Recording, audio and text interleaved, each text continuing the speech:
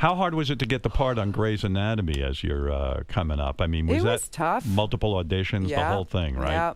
Did you know when you got that show was going to be huge? No idea. Nobody knows. No idea, yeah. Because you know those shows that get on network TV. You never know. You never know. Yeah. You just take the job. Yeah, and you hope, and you cross your fingers, and then you wait to hear if the pilot's going to get picked up. Okay, they picked up the pilot. Now how many are we going to get to do? And then we had filmed, I want to say we filmed 9 episodes before they even aired one.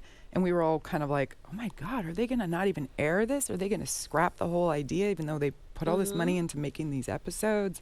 We had no idea what was going to happen. And when it goes on the air, it's pretty much an instantaneous hit, right? It was. Yeah, it was right. Like it didn't have a build. And in network television now, you got to hit right away. Yeah, it's tough. And so you do. In your first season, do you get the Emmy? Or how many seasons were you in it? I want to say the 3rd season. 3rd season, you get nominated for an Emmy. Yeah. And you win it. Yeah. Was that a big deal, or you don't care? Yes. It is. No, that's a big deal. Is it a game changer? I still look at that Emmy every morning when I get up. I'm like, wow, that happened. And do people treat you differently on set when you win the Emmy? No, not really. No. They're like, good job. Okay, get back to work. Did you prepare a speech, or did you think there's no way I'm winning No, I this? really thought there was no way I was going to win it.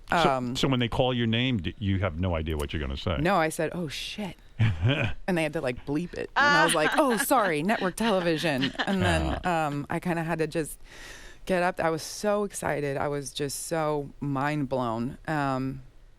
But you're like very outspoken in the sense that like then when you were nominated for another Emmy, you said, I'm taking my name out of Emmy consideration. I wish. No. Isn't that true? No. I wasn't nominated.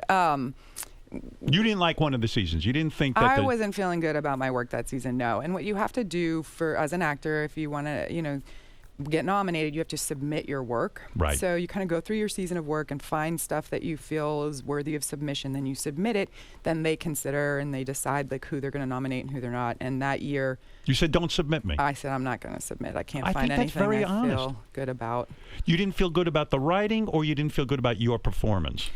I didn't feel good about my performance, and I didn't feel, there was a part of me that thought, because I had won the year before, that I needed juicy, dramatic, emotional material, and I just didn't have that season. Why didn't they give that to you? I mean, here you won the Emmy. You're clearly a draw on the show.